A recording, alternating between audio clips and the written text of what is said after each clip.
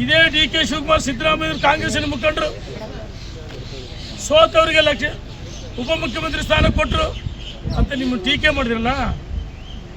ನಿಮ್ಮನ್ನು ಟೀಕೆ ಮಾಡಿ ನಮಗೆ ಎಲ್ಲ ಒಂದು ಕಡೆ ಪ್ರೊವೋಕ್ ಮಾಡೋಕ್ಕೆ ಪ್ರಯತ್ನ ಮಾಡಿದ್ರು.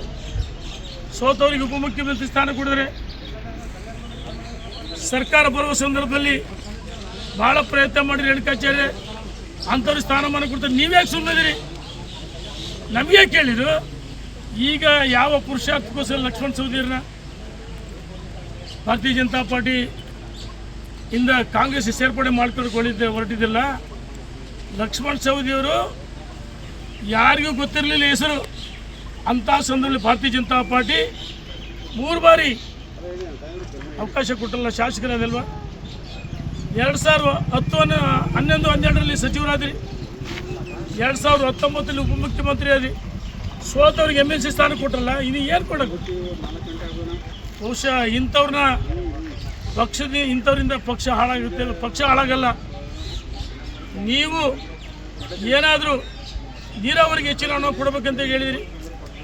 ಸನ್ಮಾನ್ಯ ಯಡಿಯೂರಪ್ಪನವರು ಮುಖ್ಯಮಂತ್ರಿ ಆಗಿದ್ದಾಗ ಬಸವರಾಜ ಬೊಮ್ಮಾಯಿ ಮುಖ್ಯಮಂತ್ರಿ, ನನಗೆ ಗೊತ್ತಿದೆ ಎಷ್ಟು ನಾನು ಹತ್ತಿರಗೆ ಹಾಕ್ಸ್ಕೊಂಡಿರಿ.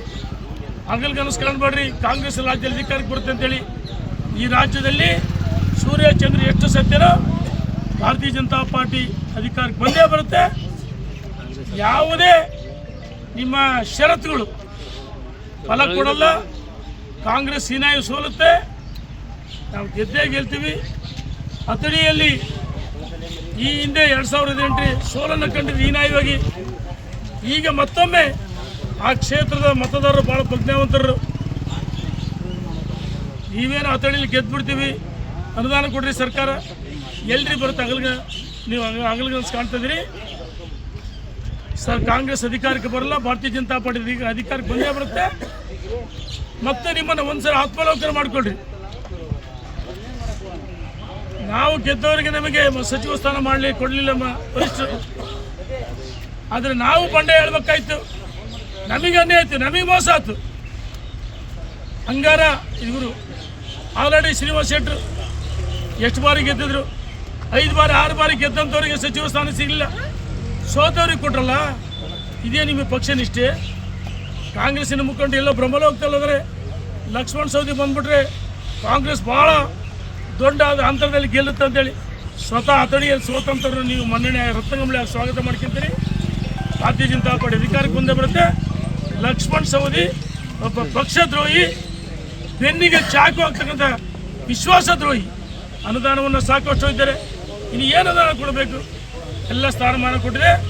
ಈ ರಾಜ್ಯದ ಜನ ಕಾಂಗ್ರೆಸ್ಸನ್ನು ಹೀನಾಯ ಸೋಲಿಸ್ತಾರೆ. ಅಥಣಿಯಲ್ಲಿ ನಿಮ್ಮನ್ನು ಸಂಪೂರ್ಣವಾಗಿ ಜನ ಹೀನಾಯ ಸೋಲಿಸ್ತಾರೆ ಅಂತೇಳಿ ನಾನು ಲಕ್ಷ್ಮಣ ಸವದಿಯವರಿಗೆ ಒಂದು ಕಡೆ ಸ್ನೇಹಿತ ವಿನಂತಿ ಮಾಡ್ತೀನಿ. ಆತ್ಮಾವಲೋಕನ ಮಾಡಿಕೊಳ್ಳ್ರಿ, ಅಥವಾ ಭಾರತೀಯ ಜನತಾ ಪಾರ್ಟಿಗೆ ರಾಜೀನಾಮೆ ಕೊಟ್ಟು ತಪ್ಪು ನಿರ್ಧಾರ ಮಾಡ್ತೀರಿ, ಪುನರ್ ಪರಿಶೀಲನೆ ಮಾಡಬೇಕು ಅಂತೇಳಿ ನಾನು ಒತ್ತಾಯ ಮಾಡ್ತೀನಿ. ಧನ್ಯವಾದಗಳು.